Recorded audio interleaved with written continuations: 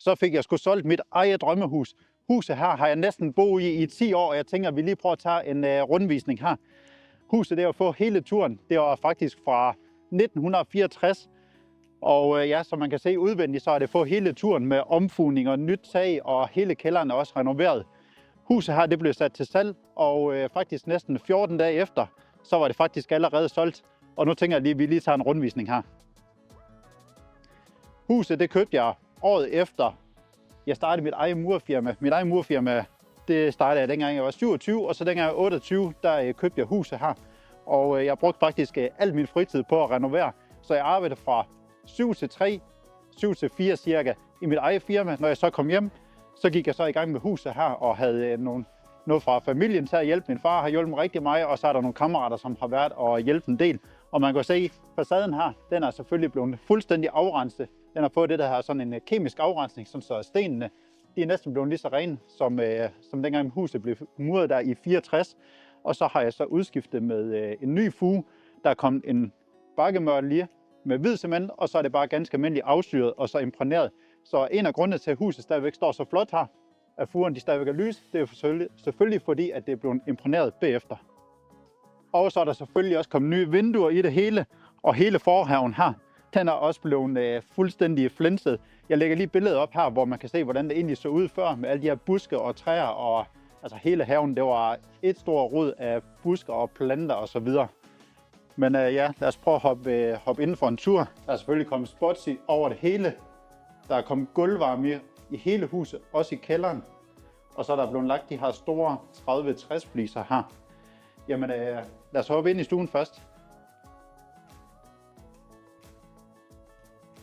Yes. Der er blevet lavet lys hele vejen rundt om i sådan en gips rammeagtig, og så er der troldstiks inde i midten. Og så er der blevet lavet de her kæmpe store vinduer hernede. Nu har vi godt nok lige fjernet gardinerne, men jeg købte faktisk sådan nogle gardiner, hvor der sad 3 gardiner lige til hver vindue, som kunne rulles ned med fjernbetjening. Så det var ret cool, når man selvfølgelig skulle se fjernsyn herover. Og så ja, der er en udstue her, den er faktisk ikke blevet renoveret. Men køkkenet herover, det er selvfølgelig også for hele turen, så man kan se, det er selvfølgelig ikke sådan ud i 64. Før der var faktisk en væg, der gik igennem lige her. Og så gik der en væg igennem lige midten her også. Og så var det, jeg tror der er en dør her, og der var en dør her, og der er en dør her, og nogle gamle vinduer. Og så har vi egentlig fået åbnet alt det her op, hvor der er de her 4 ovenlysvinduer her. Til at starte med, der tænkte jeg bare lige, at der skulle være et vindue i hver side, men dengang vi fik åbnet op, så det jo mega nice ud med alt det her lys her.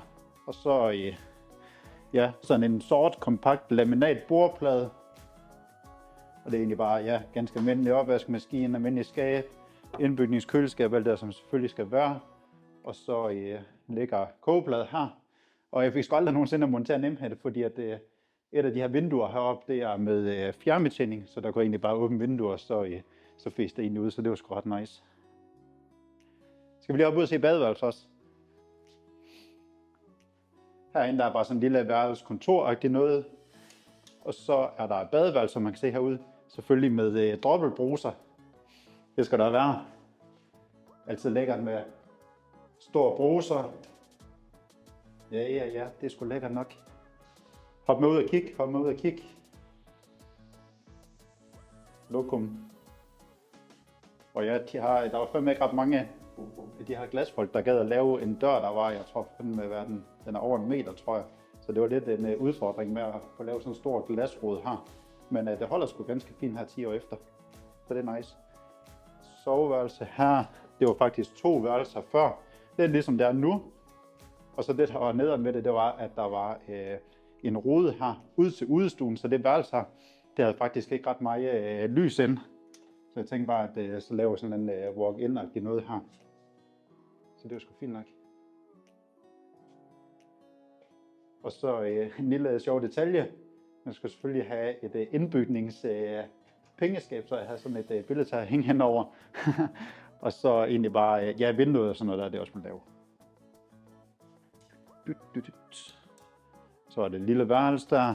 Så tænker jeg også lige, inden vi tager en rundvisning ud i haven, så tjekker vi lige hurtigt kælderen, for at få lavet de her mega nice, sådan nogle svæve-trin-agtige noget med lys i hele vejen ned. Så det ser faktisk ret nice ud, når man kigger hernede fra.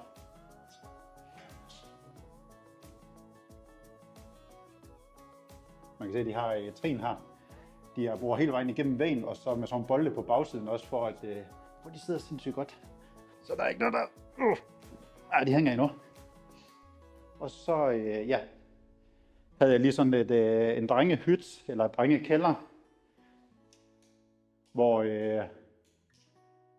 jeg havde poolbord hernede, og så sådan en form for bar sådan noget på et tidspunkt. Så det kan de nye jo bruge til enten værelse, eller hvad man tænker, der skal være hernede. Og så hele kælderen, nu ved jeg ikke, hvordan lyden er hernede, men hele kælderen har blevet sænket 70 cm, altså når jeg kunne ikke gå oprejst ned dengang. Så hele kælderen er sænket, og så er selvfølgelig også gulvvarme i, der laver sådan noget dræn rundt om, og det tog kræfter lige så lang tid som resten af huset. Og så er der egentlig også bare lige badeværelse derude, og ja. Så det er sgu nice nok. Jamen, lad os op og så se haven også. Mega lækker skyde, der jeg fik lavet her. Den kører sat med, som det var i går. Jeg fik sat den i efter 10 år nu, så det er sgu nice. Lækker stor have. Den er også bare på hele turen. Vi fik lavet terrasse her. Indbygningens sådan hot top. Det er også fint. Også nice at sidde derude med gutteren. Lækker stor terrasse. Jeg ved faktisk ikke, hvad 60-80 gram eller sådan noget, tror jeg den er. Og så har vi lavet sådan et udestue drivhus. Vi lige prøver at hoppe ned og kigge. Før der stod der bare kæmpe store træer her. Kæmpe store træer derovre, som selvfølgelig blev fældet. Så lige lidt lækkert nemt bed.